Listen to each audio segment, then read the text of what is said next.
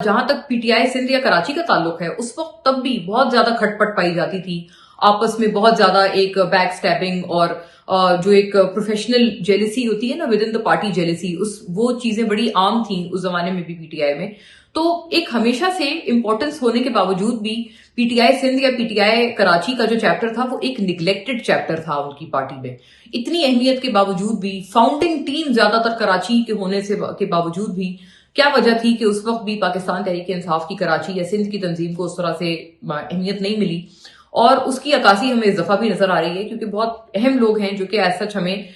جو کہ اس وقت بہت پرومیننٹ چہرے تھے پاکستان تحریک انصاف کے جب خان صاحب کا دور حکومت تھا، وہ پرومیننٹ چہرے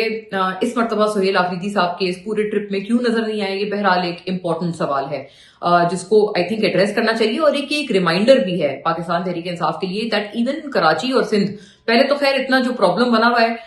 کہ سلمان اکرم راجہ ورسز بیرسٹر گوہر والا بھی معاملہ اس وقت تو پی ٹی آئی میں چل رہا ہے، لیکن اگر اس سے ان کو فرصت ملے تو آئی تھنک ان کو سندھ کی طرف بھی دھیان دینا چاہیے، خاص طور پر جہاں پر پارٹی کی تنظیم کا اور